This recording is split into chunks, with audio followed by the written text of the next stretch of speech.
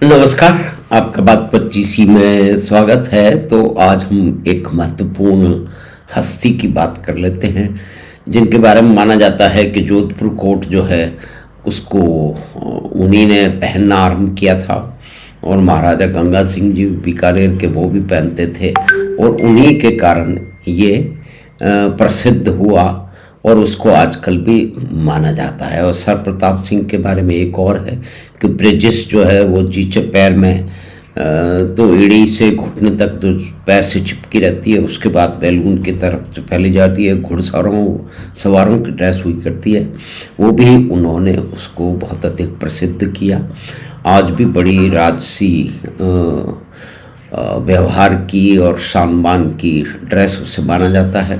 बहुत सारे लोग उसे विशेष समारोहों में पहनते हैं।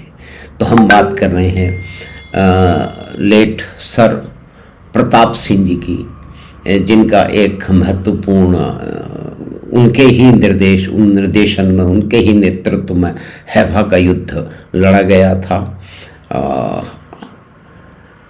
23 सितंबर 1918 को।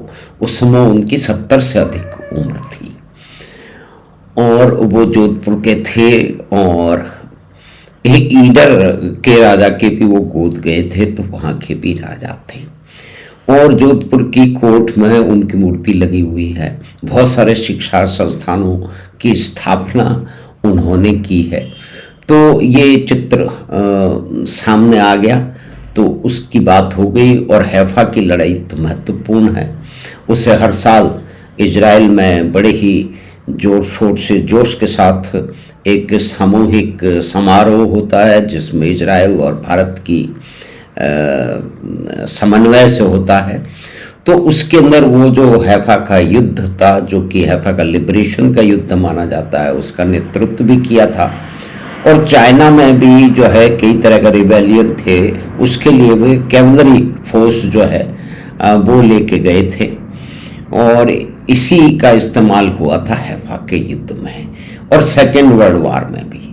तो ये एक महामना, एक महत्वपूर्ण व्यक्ति हैं जोधपुर के। उस समय जो हैफा का युद्ध था उसमें जो सैनिक थे जोधपुर, मैसूर और हैदराबाद के थे। ये ठीक है कि वो ब्रिटिश इंपीरियल आर्मी के हिस्से थे और उसी तरह से वो महायुद्ध में, प्रथम महायुद्ध के समय ब्रिटिश एम्पायर की सेना के रूप में ही वो हिस्सा ले रहे थे। लेकिन ये महत्वपूर्ण घटना है, महत्वपूर्ण व्यक्तित्व है। इनका जोधपुर से बड़ा लंबा संबंध रहा है और ईडर से भी रहा है जो कि गुजरात में है।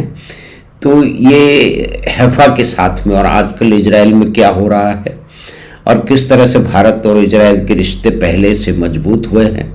और इसमें एक नया हैफा की जहाँ तक बात की जाती है तो हैफा की बात में तो ये भी है कि हैफा का पोर्ट भारत के अडानी समूह के पास है और उनके जैसे ही अडानी समूह के पास में आया उसके कुछ ही महीने बाद में बहुत सारे जो अडानी विरोधी और कई तरह से, अगर उसमें कोई बुराई नहीं है, भारत विरोधी लोग थे, उन्होंने मिल मिला करके एक अंड बंड रिपोर्ट हिंडनबर्ग की जो है वो छाप दी। उसके बाद में उन्हें नुकसान हुआ। लेकिन पिछले ही दिनों हैफा से हम आगे चलते हैं तो कोलंबो पोर्ट भी अब अडानी के पास आ गया है। अमेरिकन्स उसमें बहुत बड़ा इन्वेस्टमेंट करने वाले हैं और अडानी पोर्ट का शेयर भी, जो कि उस क्षेत्र में कहा जाता है कि अडानी समूह के शेयरों में सबसे महत्वपूर्ण है और इंफ्रास्ट्रक्चरल डेवलपमेंट में इसका एक बहुत महत्वपूर्ण भाग रहेगा। भारत से जो इंपोर्ट एक्सपोर्ट हो रहा है, जो व्यापार बढ़ रहा है, उसमें तेजी से आधुनिक जो बंदरगाह हैं, जो पोर्ट हैं, उनकी बड़ी आवश्यकता है। और ये सबसे बड़ी तो बात ये भी है कि भाई जब पोर्ट की बात की जाए तो वामपंथियों के गढ़ केरल में भी अडानी ही जो है वो एक पोर्ट को डेवलप कर रहे हैं, बंगाल में भी हैं। तो खैर, हमने मोटी मोटी बात की, सर प्रताप सिंह जी को याद किया।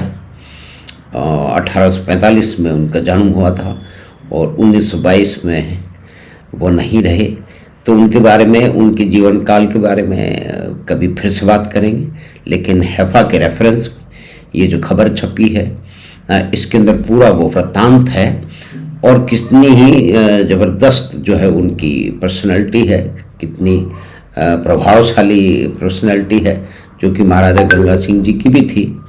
तो इस बारे में ये एक महत्वपूर्ण बात हमने याद की है। तो हमें आशा है कि छोटी सी बातचीत आपको पसंद आई होगी। तो आप चैनल बात 25 को सब्सक्राइब करें और लिंक अपने मित्रों और परिवार के साथ साझा करें। हम आपसे फिर मिलेंगे बात 25 की अगली बात में। धन्यवाद, नमस्कार।